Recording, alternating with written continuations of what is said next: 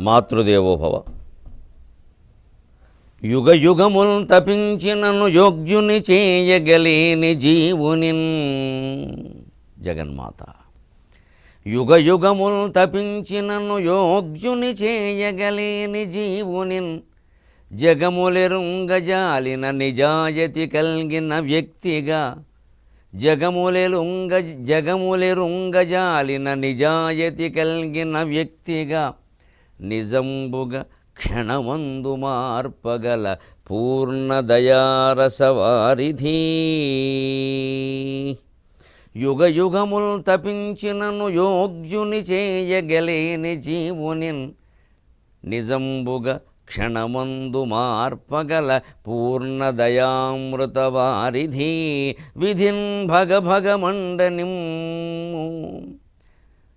విధిన్ భగభగమండనిమ్ము శలభమ్మును కాను. స్మరింతు నిన్మదిన్. ఏబిఎన్ ఆంధ్రజ్యోతి ప్రేక్షక మహాశయులందరికీ నవజీవన వేదం అనే కార్యక్రమంలో 1799వ భాగానికి, ప్రత్యేకించి లలితా సహస్రానికి సాగుతున్న సామాజిక వ్యాఖ్యలో 499వ భాగానికి స్వాగతం పలుకుతున్నాం. అనేక రకాల వ్యక్తులని మార్చడానికి మనం ప్రయత్నిస్తూ ఉంటాం, మనం మారంగానే. పోనీ మారిన వాడితో మనం ఎలా ఉండాలని కూడా ఆలోచించాం. మనం ఇలాగే ఉంటాం కానీ వాడు మారాలి, మనది సరైంది అనుకుంటాం. సరే, ఇది తల్లిదండ్రులు పిల్లల విషయంలో అనుకుంటే పర్వాలేదు. సాధారణంగా పిల్లలు పెడత్రోవ పట్టే అవకాశం ఉంది, తల్లిదండ్రులు సరిదిద్దుతారు. కానీ ఇవాళ పరిస్థితులన్నీ అలాగే ఉన్నాయని మనం చెప్పలేం. ఏది ఏమైనా ఎవరో మాట వినట్లేదనో, మారడం లేదనో, ఏమైపోతుందో జీవితం అనేటువంటి అనుమానాలు, భయాలు కలిగినప్పుడు ఇటువంటి ప్రార్థన తప్పనిసరిగా కాపాడుతుంది. యుగ యుగముల్ తపించినను యోగ్యుని చేయగలేని జీవుని. జగమురెలుంగజాలని నిజాయితీ కలిగిన వ్యక్తిగా. నిజంబుగా క్షణమందు మార్పగల పూర్ణదయామృత వారిధి అంటున్నాడు భక్తుడు. నువ్వు దయాసాగరానివమ్మా. మేము యుగ యుగాలు ప్రయత్నించిన, జన్మంతా ప్రయత్నించిన జరగనటువంటివి నీ అనుగ్రహం ప్రసరిస్తే ఒక క్షణంలో జరుగుతాయి అంటున్నాడు. నిజంగానే భగవద్ అనుగ్రహం అలా క్షణంలో జరిపించినటువంటి ఘట్టాలు పురాణాల్లో కాదు, ఆధునిక కాలాల్లోనూ ఉన్నాయి. కాస్త మన ప్రమేయం లేకుండా కొన్ని అద్భుతాలు జరగడం అనేది మన జీవితంలో చూసి పరిశీలిస్తే మనకే అర్థమవుతుంది అది దైవానుగ్రహం వల్ల జరిగింది. మనల్ని అంటే మనం ఏదో నియంత్రించుకోగలం, నియమించుకోగలం, నిర్బంధించుకోగలం అవసరమైతే. సమాజాన్ని అంతటినీ మనం ఏం చేయలేం కదా. కానీ అద్భుతమైనటువంటి మార్పులు సమాజంలో కూడా జరగడం, మనకు ఎదురైనటువంటి కష్టాలు మన దగ్గరికి రాకుండానే అవి తొలగిపోవడం, ఇలాంటివి మన జీవితాల్లో కూడా ఉంటాయి. అక్కడ మన భక్తిభావాలు మనల్ని కాపాడుతున్నాయని నిస్సందేహంగా మనం నమ్మాలి. అదేదో మన ప్రయత్నం అనుకోకూడదు. అందుకే విధిన్ భగభగమండనిమ్ము శలభమ్మును కాను. స్మరింతు నిన్మదిన్ అంటున్నాడు భక్తుడు. ఎంత విధి ఎదురు తిరిగినా సరే, భగభగ మండిపోతున్నా సరే జీవితం, అభిమన్యుణ్ణి కౌరవాధములు కమ్మేసినట్టుగా కష్టాలు ఒక్కసారిగా నన్ను కమ్మేసినా సరే ఒకదాని మీద ఒకటి, శలభమ్మును కాను. ఆ మంటల్లో మాడి మసిపోయే మిడతగా నేను ఉండదలుచుకోలేదమ్మా. ఎందుకంటే ఎందుకుండను, ఏ ధైర్యంతో ఆ మాట అంటున్నాను అంటే స్మరింతు నిన్మదిన్. అది చాలా గొప్పది.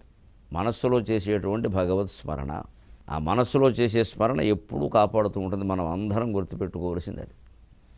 యుగ యుగముల్ తపించినను యోగ్యుని చేయగలేని జీవునిన్. జగములెరుంగజాలిన నిజాయతి కలిగిన వ్యక్తిగా. నిజంబుగా క్షణమందు మార్పగల పూర్ణదయామృత వారిధి. విధిన్ భగభగమండనిమ్ము శలభమ్మును కాను. స్మరింతు నిన్మదిన్. ఇప్పుడు లలితా సహస్రంలో 649వ నామం. శ్లోకాల లెక్కలోకి వస్తే 129వ శ్లోకం. మనం లోపాముద్రార్చిత లీలాక్లుప్త బ్రహ్మాండ మండల అదే పూర్తి చేసుకున్నాం మనం. అదృశ్య దృశ్యరహిత విజ్ఞాత్రి వేద్యవర్జిత యోగిని యోగద యోగ్య యోగానంద యుగంధర. ఇది 129వ శ్లోకం. ఇందులో 649వ నామం అదృశ్యాయై నమః. దేవతలు కనిపిస్తూ ఉంటారు, అదృశ్యమైపోతూ ఉంటారు అంటారు. ఏమిటి అదృశ్యమైపోవడం? ఎలా అదృశ్యం అవుతారు? పురాణ కథల్లో దేవతలు సాక్షాత్కరించారు, అదృశ్యం అయ్యారు అన్నప్పుడు అదేదో అదృష్టం అని భావించి ఒక్క మాటతో వదిలేయకూడదు. దాన్ని కాస్త ఆలోచించాలి దాని గురించి. ఈ అదృశ్యం అవడం అంటే అర్థం ఏమిటి? ఎక్కడ దృశ్యం ఉండదో అక్కడే దేవతలు సాక్షాత్కరిస్తారు. ఎక్కడ దృశ్యం ఉంటుందో అక్కడ దేవతలు సాక్షాత్కరించరు, దేవతలు కనపడరు. దేవతలు ఎప్పుడూ ఉంటారు. దేవతలు అని బహువచనం చెప్పక్కల. దైవుడు అంతటా ఉన్నాడు, ఎప్పుడూ ఉన్నాడు, అంతటా వ్యాపించి ఉన్నాడు, సర్వాంతర్యామి. ఏదైనా చేయగలడు, సర్వశక్తిమంతుడు. ఆయనకి అన్నీ తెలుసు, సర్వజ్ఞుడు. అంతటా వ్యాపించి ఉన్నాడు కాబట్టి అన్నీ తెలుసు. ఎల్లవేళలా ఉన్నాడు సదాశివుడు. సదా అంటే అర్థం అది. మరి ఆయన ఎందుకు కనపడలేదంటే దృశ్యం కారణంగా, మనకు కనపడుతున్న దృశ్యం కారణంగా. ఈ దృశ్యం ఆయన్ని కమ్మేస్తుంది. విశ్వం అనేటువంటి దృశ్యం ఆయన్ని కమ్మేస్తుంది. ఆయన్ని కమ్మడం సాధ్యమా? సాధ్యమే. ఎలాగా? సూర్యకాంతిని ఒక వేలు కమ్మేస్తుంది. ఒక వేలు అది సూర్యుడిని కమ్మదు నిజానికి.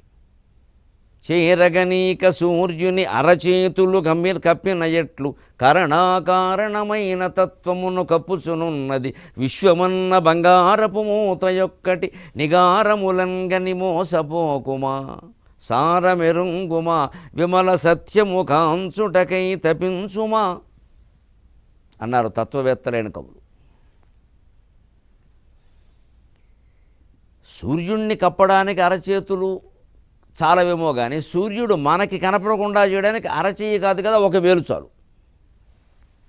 మన దృష్టి పూర్తిగా ఈ వేలు మీదే ఉన్నప్పుడు సూర్యుడు ఎదురుగా ప్రకాశిస్తున్నా సరే మనకు సూర్యుడు కనపడే వేలే కనపడుతుంది. అంచేత భగవంతుడు మనకెందుకు సాక్షాత్కరించట్లేదు అంతటా ఉండి కూడా అంటే మనం దృశ్యం మీద దృష్టి పెట్టాం. దృశ్యమే శాశ్వతం అనుకున్నాం. దృశ్యం యొక్క రంగుల మాయలో మనం పడిపోయాం. ఇంద్రధనుస్సు 7 రంగులతో ప్రకాశిస్తున్నప్పుడు వ్యతిరేక దిశలో సూర్యుడు ఉన్నా సరే, కొంచెం మబ్బుల మధ్యలో కనపడుతున్నా సరే, వానక ముందు వాతావరణంలో ఆకాశం చాలా బాగున్నా సరే ఇంద్రధనుస్సులే చూస్తాం మనం. పిల్లలైతే పనిగట్టుకుని వస్తారు డాబా మీదకి, పెద్దవాళ్ళు వస్తారు. అంచేత ఒక ప్రత్యేక ఆకర్షణ ఉంది అన్నప్పుడు మిగిలిన పనులన్నీ మానేసి మళ్ళీ ఎప్పుడు దొరకదు అనుకుని దానికి వెంటబడుతున్నామా లేదా? అలాగే ఈ జీవితం, ఈ సంసారం, ఈ ప్రపంచం మనకు ఒక ప్రత్యేక ఆకర్షణ. ఇది ఒక నిరంతర ఆకర్షణ. దీని ఒక మాటలో ఘాటుగా నాటుకుని చెప్పాలని నిత్య తద్దినం అంటారు. దీన్ని తద్దినం ఎప్పుడు ఏడాదికి పెడతారు కానీ జీవితం నిత్య తద్దినం. రోజుకు ఒక్కసారైనా కన్నీళ్ళు పెట్టడం తప్పదు. కాబట్టి నిత్య తద్దినం కింద లెక్కింది. నిత్యతిథి ఎప్పుడు చికాకు పడుతూనే ఉండాలి, అలా జీవిస్తూనే ఉండాలి. ఎందుకు అనుకుంటూనే ఉండాలి, అలా జీవిస్తూనే ఉండాలి. విసుగొచ్చేదైనా ఏదో అనిపిస్తే అలాగది అది పిరికి వాళ్ళ ఆలోచన. ఏది పిరికో ఏది ధైర్యమో తెలిస్తే కదా అసలు. ఇప్పుడు బతుకుతున్న వాళ్ళంతా ధైర్యంగా బతుకుతున్నారు. ఏమిటి పోయిన వాళ్ళది పిరికి వాళ్ళ ఆలోచన అనేయడానికి, అంత తేలిగ్గా తీసేయడానికి. వాడు ఒక జీవితాన్ని ఏదైనా వాడు ఆత్మహత్య చేసుకున్నా వాడు జీవితాన్ని వదిలేస్తున్నాడు అంటే వాడికి ఏదో వెనకాల చాలా ఉంది తతంగం. కేవలం పిరికి ఆలోచన అని వదిలేయడానికి వీలు లేదు. అది దాని గురించి క్షుణ్ణమైన పరిశీలన జరగాల్సింది. లేకపోతే అటువంటివి జరుగుతూనే ఉంటాయి. అంత తట్టుకోలేని స్థితి ఎందుకు వచ్చింది? జీవితం తప్పితే ఇంకేమీ లేదు అని తెలిసినప్పటికీ ఆ జీవితాన్నే వదులుకుందుకు సిద్ధపడుతున్నాడు అంటే ఈ ఉన్న కష్టమో బాధో ఏదో అంతకంటే తీవ్రంగా బాధించబట్టే కదా. అంచేది ఈ దృశ్యం మనని కమ్మేస్తున్నంతకాలం, దాని మీద మన దృష్టి ఉన్నంతకాలం భగవంతుడు కనపడ్డా. అందుకే అమ్మవారిని అదృశ్య ఏ నమః అన్నారు. అదృశ్యంగానే ఉంటావమ్మా. ఎలాగా? గోడ మీద ఒకళ్ళు ఓ బొమ్మ వేశారు. ఇప్పుడు ఆ గోడల మీద కూడా రకరకాలుగా బొమ్మలు వేస్తున్నారు. నగరాల్లోనూ పట్టణాల్లోనూ కూడా మరి గోడలు చికాగ్గా ఉండకుండా అందమైన బొమ్మలు వేయిస్తున్నారు. దానివల్ల 2 ప్రయోజనాలు. ఒకటి, గోడ అందంగా ఉంటుంది. రెండోది, గోడ పక్కన నుంచి పిచ్చి పిచ్చి పనులు చేయాలని ఎవరికి అనిపించదు. ఇంకా అనిపిస్తే వాడంత దౌర్భాగ్యుడు లేడు. రకరకాల దేశభక్తుల బొమ్మలు, రకరకాల చిహ్నాలు, వృత్తి పని వారి బొమ్మలు, ఏవో రకరకాలు వేస్తున్నారు ఆయా ప్రాంతాల్లో ఆయా నాగరికతను బట్టి. ఒక్కసారి ఆ గోడ మీద బొమ్మ కనపడినప్పుడు కాస్త లోతుగా ఆలోచించాలి. మనం ఆటోలో వెళ్ళిపోతూ ఆలోచించినా పర్వాలేదు. క్షణం విరామంలో గోడ మీద బొమ్మ వల్ల అమ్మవారు కనిపిస్తుంది. నవజీవన వేదానికి పునఃస్వాగతం. గోడ మీద బొమ్మ గురించి ఆలోచిస్తే అమ్మవారు కనపడడం ఏమిటంటే, అమ్మవారు కూడా మన ఇళ్లలో గోడ మీద బొమ్మేగా, ఓ ఫోటో పెట్టాంగా. ఇక్కడ ఎలా కనపడుతుంది? బొమ్మ వెయ్యక ముందు గోడ ఉందా లేదా ఆలోచించాల్సిన విధానం. తత్వ విచారణ, ఆత్మ విచారణ అంటే ఇదే. మహానుభావులు తరచు చెప్పే మాట ఇదే. పూజలు, వ్రతాలు, నోములు మంచివేనమ్మా, కానీ ఊరికే అందులో కొట్టుకుపోకండి శంకలతోటి. అవి చేసిన కొద్దీ అనుమానాలు ఎక్కువ అవుతూ ఉంటాయి. చెయ్యండి, చిత్తశుద్ధి కోసం చేయండి, కానీ ఇంక అదే పరమార్థం అన్నట్టుగా పట్టుకుని వేలాడకండి. కాస్త ఆలోచించండి ఏం జరుగుతుందో. ఇది ఎందుకు పెట్టమన్నారు, అది ఎందుకు చేయమన్నారని ఆలోచిస్తే కొన్ని రహస్యాలు తెలుస్తాయి. బొమ్మ వేయకముందు గోడ ఉంది కదా, గోడను ఏమీ పాడు చేయకుండానే బొమ్మ వేశారు కదా. బొమ్మ వేసిన తర్వాత బొమ్మే కనపడుతుంది, కానీ బొమ్మ వెనకాల ఉన్న గోడ కనపడుతుందా? బొమ్మ కాకుండా మిగిలిన అంచుల్లో ఉన్న గోడ భాగం కనపడుతుంది, కానీ బొమ్మ వెనకాల ఉన్న గోడ కనపడుతుందా? సినిమా నడుస్తున్నంతసేపు సినిమా వెనకాల ఉన్న తెర కనపడుతుందా? మరి సినిమా తీసేశాక మొత్తం తెరే కనపడుతుందా లేదా? బొమ్మ వేయకముందు గోడ మొత్తం కనపడిందా లేదా? పైగా ఆ బొమ్మ చెరిపేసి ఇంకో బొమ్మ వేయచ్చు గోడ మీద, ఆ సినిమా తీసేసి ఇంకో సినిమా వేయచ్చు తెర మీద. అంటే శాశ్వతమైంది తెర గోడ తప్పితే సినిమా బొమ్మ కాదని అర్థమవుతుందా లేదా? అంచేత భగవంతుడు అనే గోడ మీద చిత్రించబడినటువంటి దృశ్యమే ఈ ప్రపంచం. దీని నుంచి మన దృష్టి మరలితే తప్ప అది కనపడదు. ఈ కనపడుతున్న దృశ్యానికి మూలమేమిటి, మూలమేమిటి, మూలమేమిటి అని ఆలోచించాలి. మూలం భగవంతుడు అన్నాక మళ్ళీ భగవంతుడికి మూలం ఏమిటంటే అర్థం లేదు. భగవంతుడికి మూలం ఉంటే ఆయన మూలమే కాదు. దేనికి మూలము లేదో అదే మూలం అవుతుంది, కానీ దానికో మూలం ఉంటే అది మూలం ఎలా అవుతుంది? ప్రతిదానికి మూలం ఉండాలి అని వాదిస్తే ఇంకా అది అనవస్థాభేదం అంటారు తర్కశాస్త్రంలో. దాన్ని ఇంకా దానికి అర్థం లేదు. ఇంక వాదనకి ఎక్కడో ఒకటి ఆపాలి కదా, లేకపోతే వాదన తెవలదు, లేకపోతే ఊరుకో. ఇంకా అంచేతను గోడ కనపడకుండా మనకు చేస్తున్నది బొమ్మ తప్పితే, కానీ గోడ శాశ్వతం కదా. అలాగే భగవంతుడు శాశ్వతం, ప్రపంచం అశాశ్వతం. అందుకే అదృశ్య ఏ నమక అన్నారు. దీన్ని మనకి వేదాంతంలో ఈ ప్రపంచాన్ని, బ్రహ్మని, పరబ్రహ్మని, ప్రపంచాన్ని వర్ణించేటువంటి ఒక్క వాక్యంలో చాలా స్పష్టంగా చెప్పారు. ఈ ప్రపంచం పంచవిషయకమయ్యే 5 లక్షణాలతో ఉంటుంది. ఇది ఇందులో 3 పరమాత్మకు సంబంధించినవి, 2 జగత్తుకు సంబంధించినవి అన్నారు. 2 కలిపే ఉంటాయన్నారు. అస్థిభాతి ప్రియం రూపం నామచేత్యంశ పంచకం ఆద్యత్రయం బ్రహ్మభాగం నామరూపాత్మకం జగతు. అస్థి ఉంది, భాతి ప్రకాశిస్తోంది, ప్రియం సుఖంగా ఉంది, ఆనందంగా ఉంది, ఇష్టమవుతోంది, రూపం దానికో రూపం ఉంది, నామ దానికో పేరు కూడా ఉంది. అస్థి భాతి ప్రియం రూపం నామచ ఇతి నామచేతి అంశ పంచకం అని 5 విషయాలు ఉన్నాయి. అస్థి ఉంది, భాతి ప్రకాశిస్తోంది, ప్రియం ఇష్టమవుతోంది, సుఖపెడుతోంది, ఆనందంగా ఉంది. ఆ పైన రూపం దానికో రూపం ఉంది, అది ఆ రూపమే, దానికో పేరు ఉంది.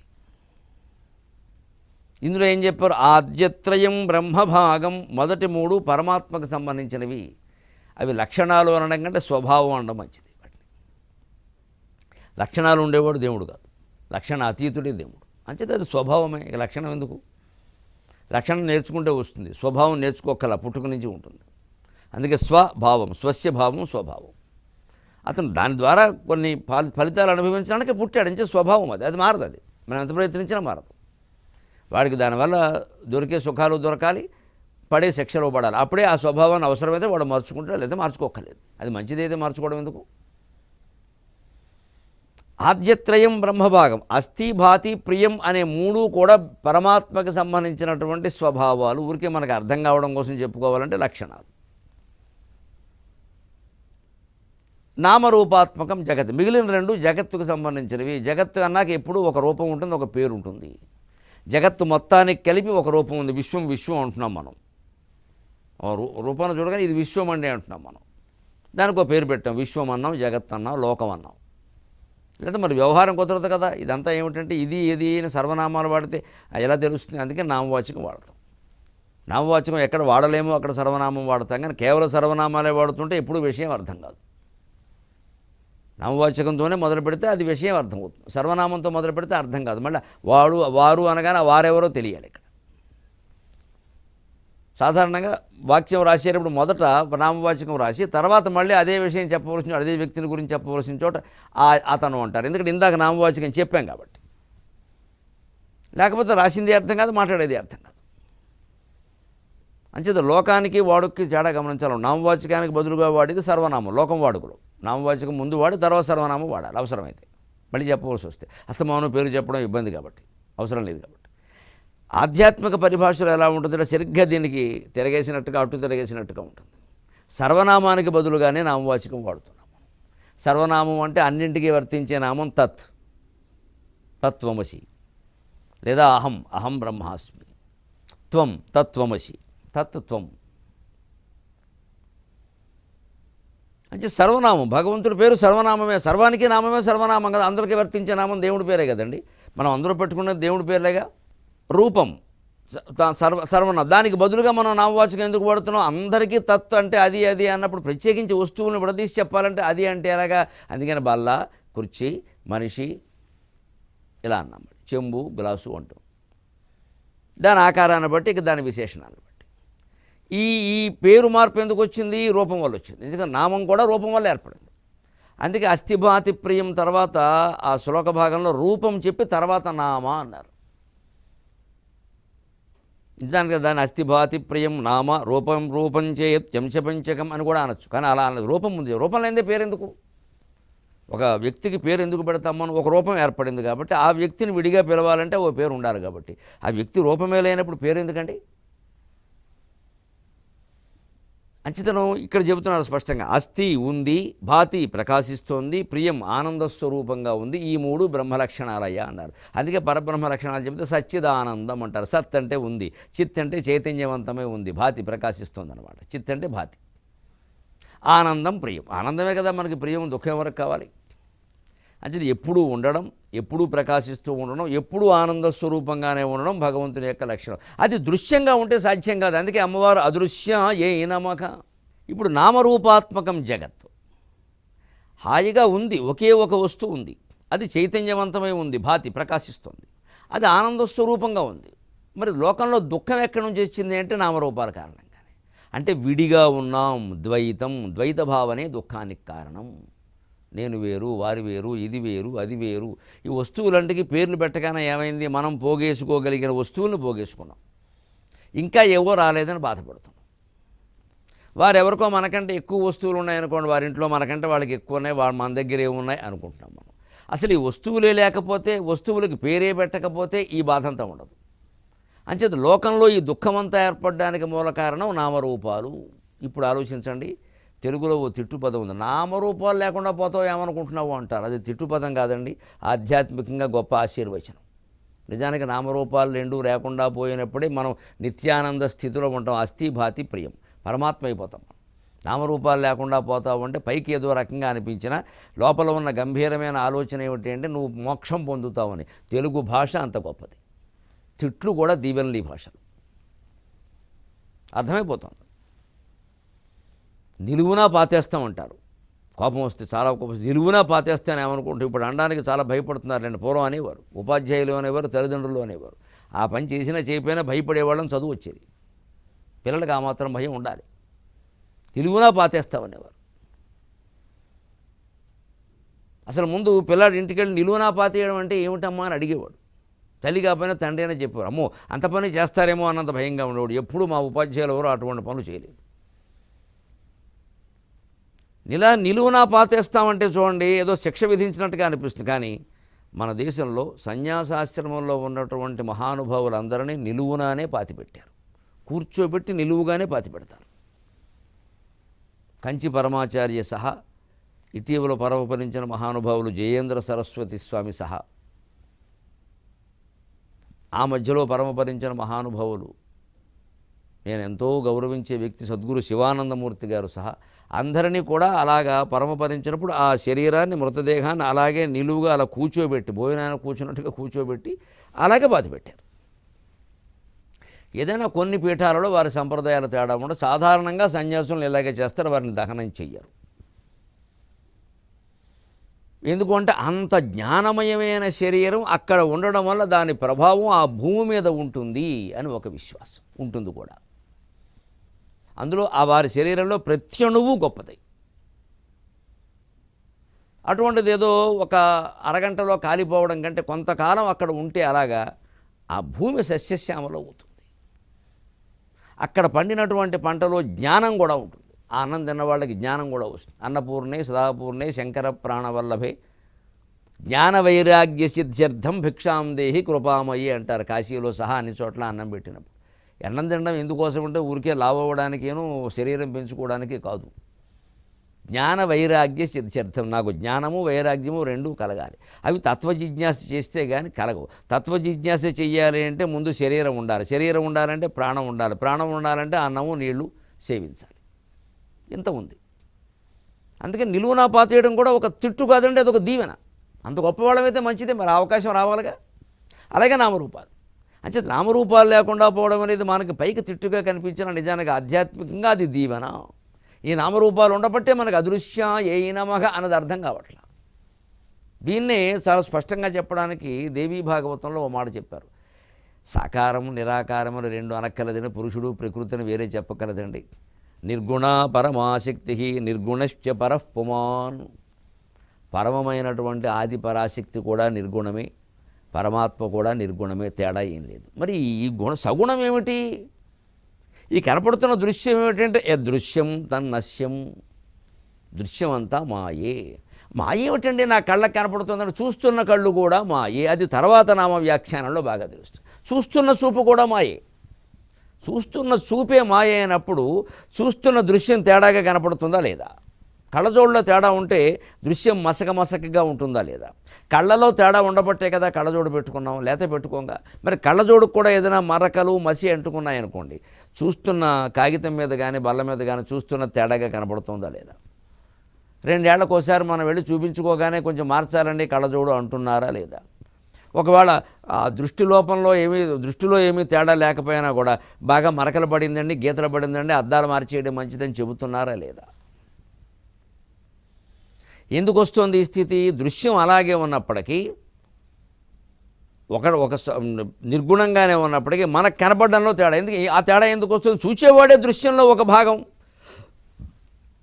సినిమా అంతా తెర మీద పడుతుంటే మనం విడిగా ఉండి చూస్తుండడం వల్ల సినిమా వేరు మనం వేరు అనుకుంటున్నాం. కానీ సినిమాలో పడేటువంటి పాత్రలు ఉన్నాయి చూడండి, బొమ్మలు, వాళ్ళందరూ ఎక్కడెక్కడో ఉన్నారు, అందరూ మాయే.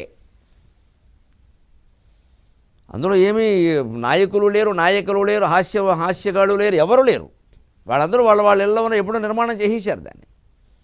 మరి ఆ తెర మీద నడుస్తున్నది మాయా కాదా? అలాగే మన జీవితం కూడా మాయా. మనం అందులో పాత్రధారులమే ఉన్నాం కాబట్టి కళలో ఉన్నప్పుడు అది కళే నిజమే అనుకున్నాం, కానీ కళ అని ఎలాగైతే తెలుసుకోలేకపోయాము. మన జీవితం అనే కళ గడుస్తుంది కాబట్టి మనం ఇది కళ అనుకోలేకపోతున్నాం, నిజం అనుకుంటున్నాం. అందువల్లే మనకు దుఃఖం కలుగుతుంది.